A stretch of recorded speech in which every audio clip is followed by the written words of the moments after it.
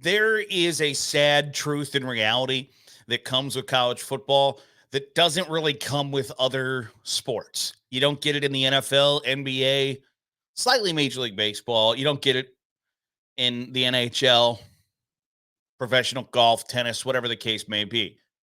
It just doesn't exist in those sports because they have massive business and corporate interests to make sure that this doesn't happen. But the sad reality of college football is that it has never and probably will never be fair.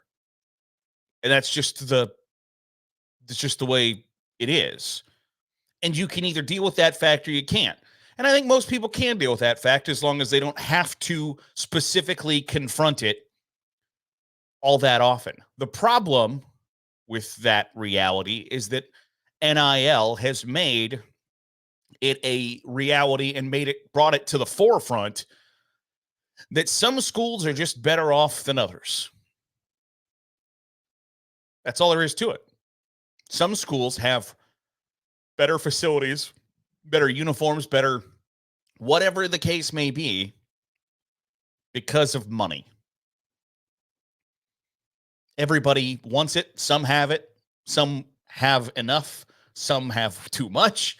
And some don't have enough. But the reality of this situation is that college football has never and will never be fair because it is a sport built on money, and there is no governing body saying you can only use this much money for whatever the case may be. The NFL, NBA, NHL all have salary caps. They are governed by this is how much you can spend on the guys that make your teams really good. Major League Baseball doesn't, but they're also run and operated as a business. So they're not going to lose money on a deal. The overwhelming majority of college football programs are funded by uber rich, frankly, old white dudes who are looking to make sure that their football programs, their schools get the publicity, notoriety, whatever the case may be, that leads to their favorite teams being really, really good. So they're and that model, by the way, is not going to change anytime soon. Throw in the fact that you then couple that with billion-dollar TV deals, and you've got a situation where this business model is not ever going to change, and it's just going to highlight the disparity. But everybody knows that college football isn't fair, whether it's in your own conference or whether you're a Power 5 school versus a Group of 5 school. College football, for the most part, and really, I don't even know for the most part, is the only sport in which the season begins and the overwhelming majority of teams do not have the opportunity to win the championship at the end of the season. If Akron went 12-0 this season, they don't have a chance to win the national championship. Now, they might next year, but this year, barring they went 12-0 and they outscored, they didn't give up a point. You know, you read like every area's got that high. So that the Hornets back in 1968 didn't give up a point all season. If you have that type of season at Akron, even then, I'm not 100% certain that you get into the college football playoff. It's just the way the sport operates. There are the haves and the wannabes. And in some cases, the have-nots. But even in the Power 5 conferences, there are disparities between who's got the money and who doesn't. And those schools then turned that who's got the money and who doesn't into if those schools don't have the money, it means they don't care about football as much as we do. And that's why you should come here. When the reality is some schools are pumping out like teachers and farmers, while other schools are pumping out doctors and engineers and pharmacists and careers that are a little more lucrative and have a little bit more leeway at the end of the month to donate to the university or become a booster. If you're a teacher's college, good luck having, a new $80 million football facility, because not a whole lot of folks are getting rich quick off of teaching kindergarten. It's just the it's just the way the cookie crumbles.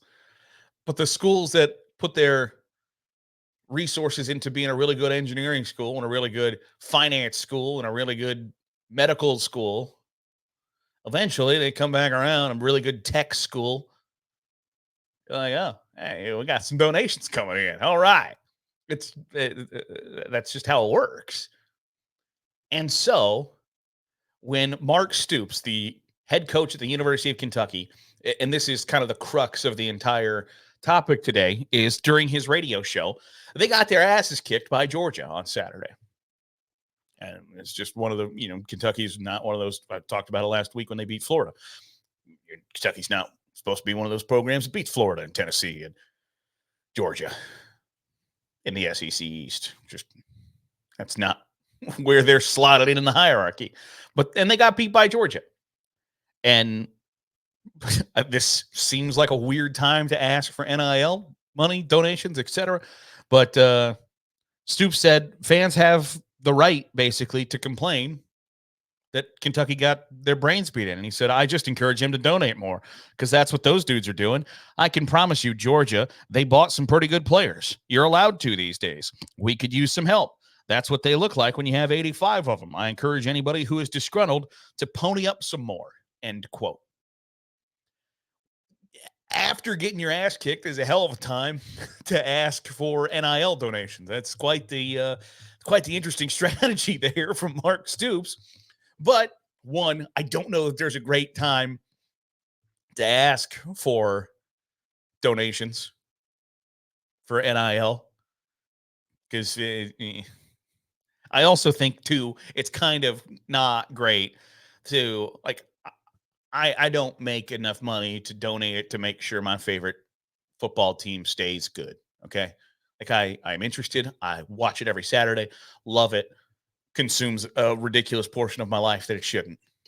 But I can't let it consume, like, any extra $20 I give, I'm going to send to an NIL collective to try to recruit some 18-year-old kid to come to my program.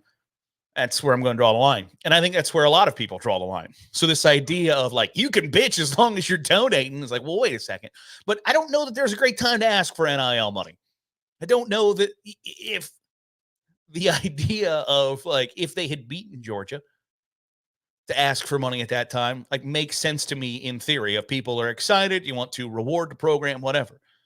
It might be better to ask when you just got your tail whipped, and you can frame it as, hey, that's what happens when you can buy really good players. And I don't think if Georgia fans or Kirby Smart take issue with that, I think it's misguided. Because to pretend like they don't got dudes, like, for instance, last week, Utah gave every one of their scholarship football players a Dodge Ram truck. You can't ever again complain if somebody's like, well, you bought these kids with trucks. You gave everybody a truck. Like, it's just, you can't deny that. You can't deny that you're really strong into the NIL game if you succeed and then somebody says, well, they're really strong in the NIL game, because still there's kind of this gray area where people treat it as if, essentially, if I say you're doing really well in NIL, that you can read that as they cheating. I don't think that's the case. I think it's just you've put resources and you really care about that aspect of college football, which I think you should. That's where the sport is going, and those who don't adapt die, Clemson. So I don't know if there's a great time to ever ask for NIL donations, whether it's when you got your tail whipped by the number one team in America or not. I don't have that answer. But to pretend as if Mark Stoops is saying that we cheating, I don't think that's it either. I think he's saying, do you want 85 certified dudes that are SEC scholarship worthy and can make an impact? The way we're going to get those guys is through NIL. I think that's the whole point and argument that he's making.